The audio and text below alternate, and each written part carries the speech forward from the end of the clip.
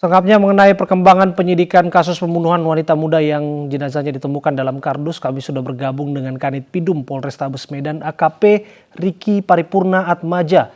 Assalamualaikum, selamat malam Pak Riki. Waalaikumsalam. Pak Riki, Selamat malam, Mas Abraham. polisi sudah menetapkan 3 orang tersangka. Bisa dijelaskan peran masing-masing pelaku, motifnya hingga tega menghabisi nyawa korban?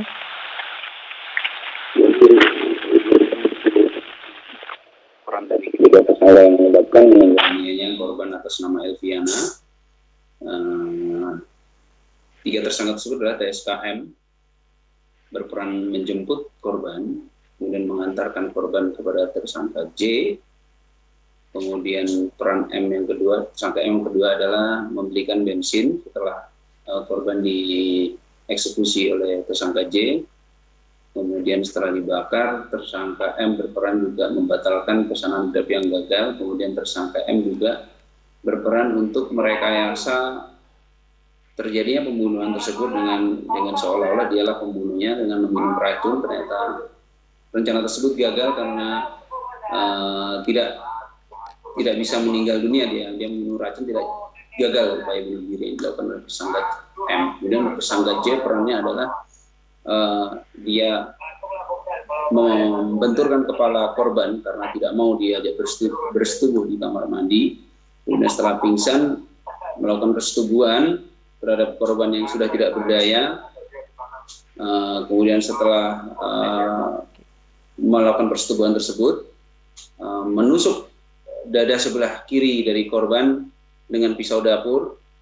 Kemudian setelah itu melakukan upaya mutilasi dengan memotong bagian perut, kemudian lengan kanan atas, kemudian menyuruh tersangka J untuk membeli BBM berupa bensin sebanyak 2 botol untuk membakar. Yang membakar itu sendiri adalah tersangka J di dalam kamar mandi. Kemudian tersangka J juga setelah itu memesan Grab yang dibatalkan oleh tersangka M karena kardusnya berceceran darah.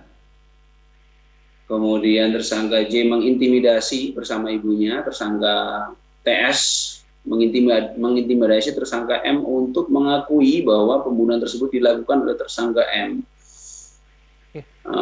Kemudian tersangka TS, yaitu ibu dari tersangka J, perannya adalah menyiapkan kardus, kemudian menyiapkan skenario rekayasa terjadinya pembunuhan tersebut. Kemudian mengangkat korban, memindahkan korban. Kira-kira seperti itu peran dari ketiga tersangka itu. Pembunuhan ini dilatar belakangi hanya karena persoalan asmara begitu? Betul, ini persoalan asmara. Selain ketiga tersangka, apakah ada pelaku lain yang masih dikejar, Pak? Ini masih dilakukan pendalaman dari hasil penyidikan kami. Untuk sementara kita mengarah pada kesimpulan ditetapkan 3 tersangka, yaitu TSKM, TSKJ, dan TS, yaitu ibunda dari TSKJ. Oke, untuk ibu itu sendiri, ibu tersangka ini, apakah yang bersangkutan menyadari perbuatannya atau dipaksa untuk mengikuti upaya pembunuhan ini, Pak? Ibunda dari TSKJ. Ya, betul.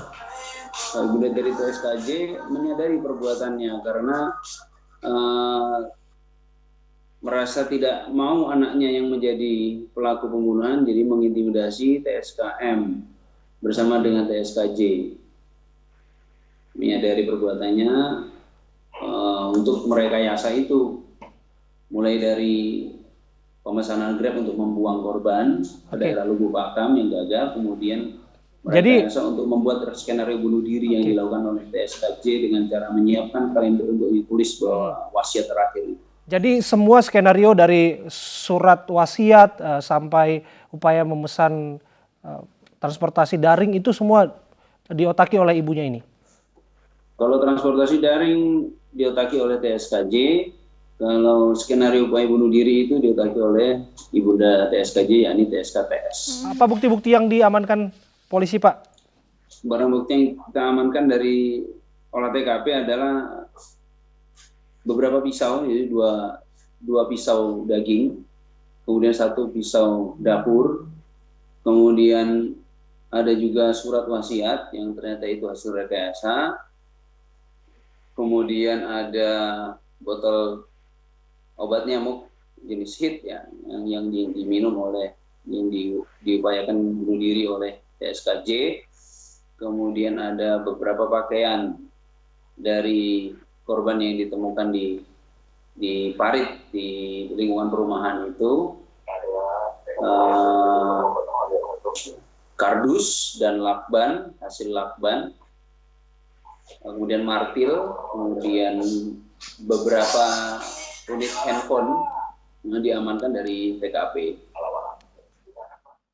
Baik, terima kasih AKP Riki Paripurna, Kanit Pidum Polrestabes Medan sudah berbincang bersama kami.